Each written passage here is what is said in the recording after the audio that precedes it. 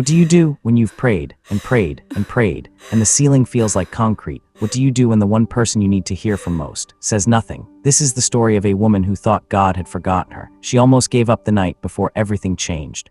Zara had built everything the right way. She did what she was told, went to church every Sunday, tithed faithfully, served in ministry, prayed every morning before her feet hit the floor. She was the strong one, the one everyone called when their world fell apart. The prayer warrior, the one with unshakable faith, or so they thought, because behind closed doors, Zara was exhausted. Her marriage had quietly collapsed over 5 years, not with a bang, but with silence, cold dinners, separate beds.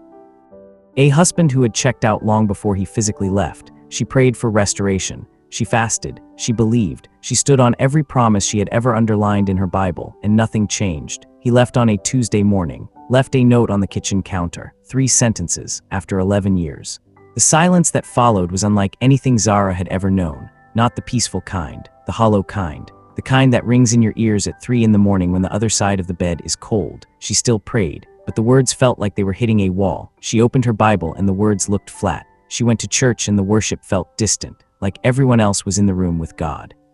And she was standing outside the door. She cried out like David in Psalm 22, my God, why have you forsaken me? Why are you so far from saving me, so far from my cries of anguish? I cry out by day, but you do not answer." She had read that psalm 100 times before, but this time, she felt every single word in her bones. And then came the question that terrified her most. She wrote it in her journal at M on a Wednesday night. She wrote, "What if I've been wrong about all of it? What if no one is listening?" Zara hit a wall most people never admit to. She stopped praying, not dramatically, not in anger, she just stopped. She told herself it was a break, but weeks turned into a month. And the silence she feared from God became a silence she created herself. She poured everything into work, into being busy, into pretending she was fine in front of people who needed her to be fine. But one Sunday evening she was driving home from church, a church she had almost not gone to, and a song came on the radio. She didn't know it, hadn't heard it before. But the first line stopped her breath. It said, "I never left. I was here in the silence. I was here in the waiting. I was the ache that kept you seeking." She pulled over on the side of a highway, and she wept, the ugly kind, the kind that comes from somewhere deeper than tears. And in that moment, she felt it, not heard it, felt it, a warmth, a presence. Like arms around her she couldn't see, and one thought dropped into her mind like a stone into still water. "I never stopped speaking. You stopped believing I was worth listening to." Zara went home that night and opened her Bible for the first time in weeks. She didn't know where to go, so she just let it fall open. Habakkuk 1:2. "How long, Lord, must I call for help but you do not listen?" She almost laughed, because Habakkuk, a prophet, was asking the same question she had been too ashamed to ask, and then she kept reading. And she saw something she had never noticed before.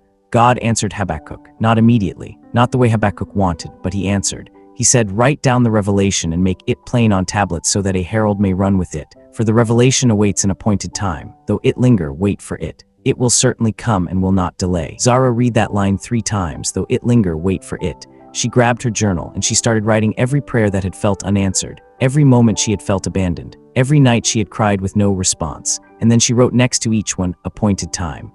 Not forgotten, not ignored, appointed. And Psalm 30:5 rose up in her spirit. "Weeping may stay for the night, but joy comes in the morning." Zara's morning didn't come overnight. It came slowly, the way all real healing does, but it came. She started a journal ministry, sharing her raw, unfiltered prayers online. No performance, no polished theology, just honest words from a woman who had sat in the silence and survived it. Within a year, over 200,000 women were reading her words.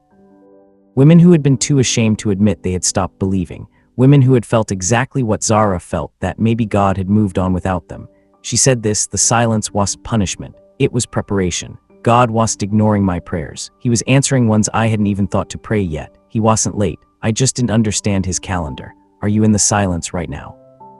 Does it feel like your prayers are hitting a ceiling? Psalm 35 says, "Joy comes in the morning." Not maybe, not sometimes. It comes. Your silence is not his absence. Your waiting is not his forgetting. The revelation awaits an appointed time. Hold on, your morning is coming.